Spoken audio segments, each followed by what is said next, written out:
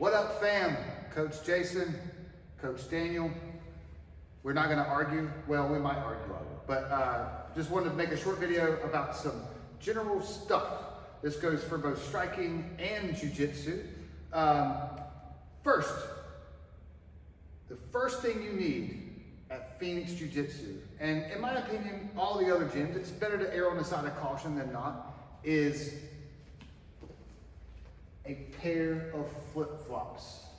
Now, here at Fenix, we're really serious about hygiene and stuff, and I would like for our students to be just as serious at other people's gyms, even if they don't have the same standards. That doesn't mean you can't have the same standards.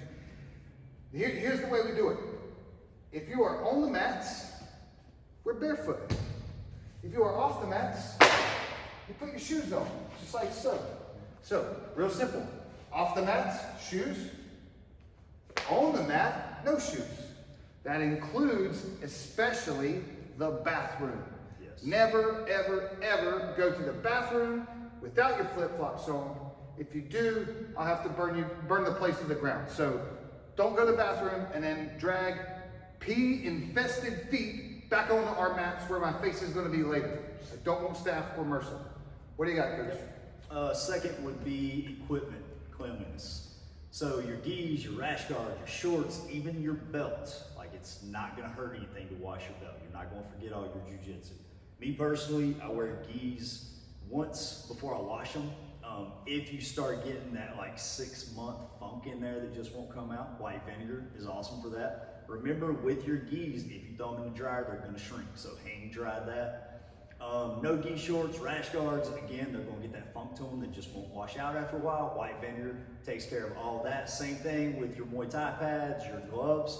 Wipe down some Clorox, spray the inside of them. I know some people like the, what they call glove dogs. It's like the cedar wood in a cloth bag you throw in there, helps pull moisture out of them. Not only is that gonna reduce odor, but it's also gonna cut down on risk of staph infection, MRSA, stuff like that in the nail beds. All right, so next, personal hygiene. This is pretty easy. Huge. Don't be the stinky kid. Yes. All right, so it's the main points of personal hygiene. Now, keep in mind, some people sweat more than others. This is not a hospital, even though it's probably cleaner than most hospitals. Don't be the stinky kid. So, clean yourself regularly. Wash your ass. Wash your ass with soap. I hear that, that's helpful.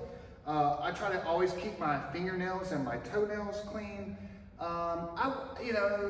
Man, some of us drink coffee or whatever. I try not to have coffee breath, so I will often I keep mouthwash behind my desk.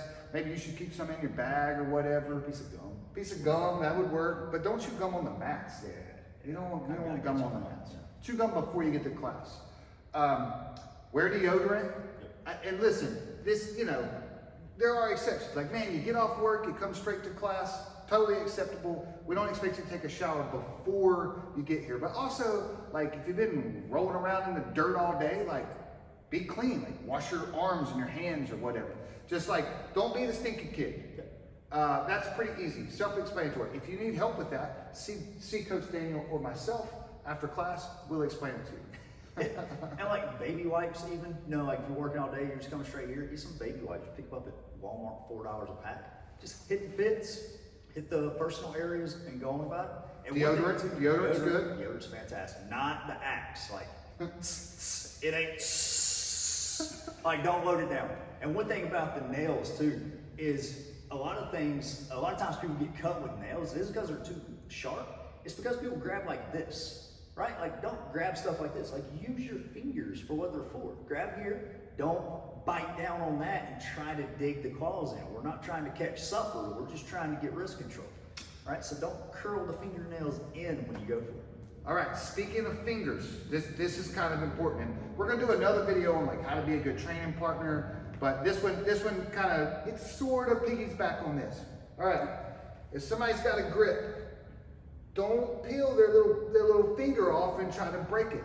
And especially don't do that to me, because I'll choke the crap out of you. So in jiu-jitsu, one digit is illegal and the hand is fine. So what I try to do, the closest I'll get is I'll grab the whole hand and then make a grip on the inside. Yep. Okay? That's acceptable. This, not acceptable. This, not acceptable. Also, just think, man, these are like your training partners and your friends. If you have to tap, it's fine. It's fine. No one cares. It's okay to tap. Like, what's not okay is to injure our friends and training partners to where we can't train tomorrow. There is an exception to this. If you're in a bar fight or someone's assaulted you and you're in a fight for your life, I don't care. Break your fingers. Who cares, right? But we're trying to practice for extended periods of time. Like we want to do this when you're as old as me or even Ricky, right? Yeah. So don't harm each other. I think that's probably good for this video, right? That's probably good. We'll do drilling. That would be a whole Yeah. separate video. So, thank you guys so much. That goes for strikers and jiu-jitsu folks. Please make sure and just don't be the stinky kid. Wear your flip-flops. Clean your equipment. Dana's awful clean and nice. White. Smells good today. Yep. And don't forget toenails too. Fingernails and toenails. Yeah. Toenails will cut you. And flip-flops are important. So, bring your flip-flops. Good to see you guys. Train hard.